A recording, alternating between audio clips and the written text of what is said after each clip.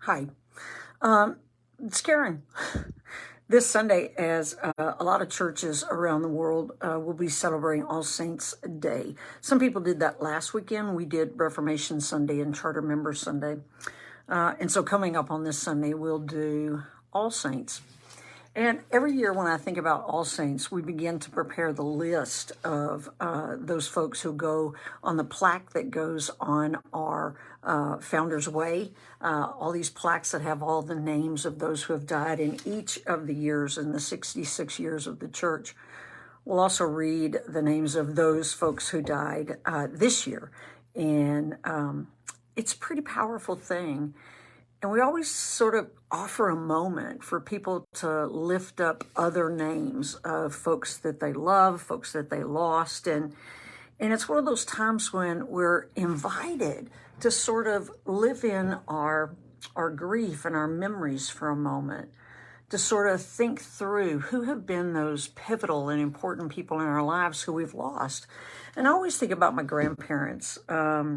I didn't know my mom's dad. Alfred died when my mother was 16, but I have wonderful memories of her mother, Hulda, and great memories from my dad's parents, Laverne and Robert. And they had very different places to be. You know what I mean? We would go to the Wiseman house, and she had everything all perfectly set up, and it was don't touch in some of these rooms. But they were on a farm, and we could go out and ride the horse, ride Princess, and help with cattle branding and that kind of stuff as we were growing up. And Nanny just had this amazing old house. And it had a garage, and in the garage was the softest, coolest dirt that I have ever felt in my life. And I would take my shoes off, and I would just be in there. It was like being on a pillow. And she made these great meals, especially her chicken spaghetti.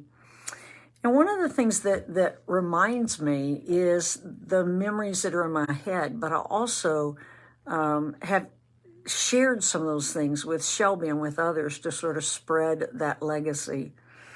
The saints who are in our lives play a big role. Some have already gone, like my grandparents, and some saints, by their actions and by their attitudes, are still around us. And so I lift up all those people who are special in my life, my parents, Cindy's parents, and, my siblings, and the nieces and nephews that we have, and the great nieces and great nephews that we have.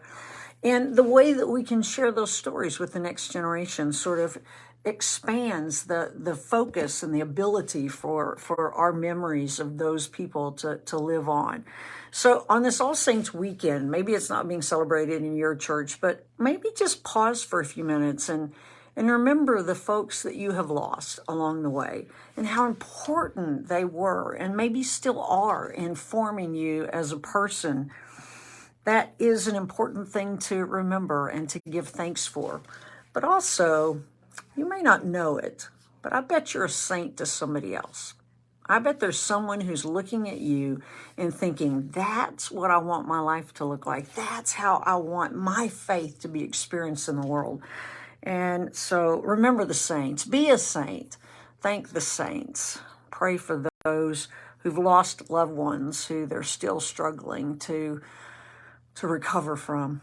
It's been a rough 2.5 years. Lots of people that have been lost and in some circumstances that didn't allow us to celebrate them in the ways maybe we needed to.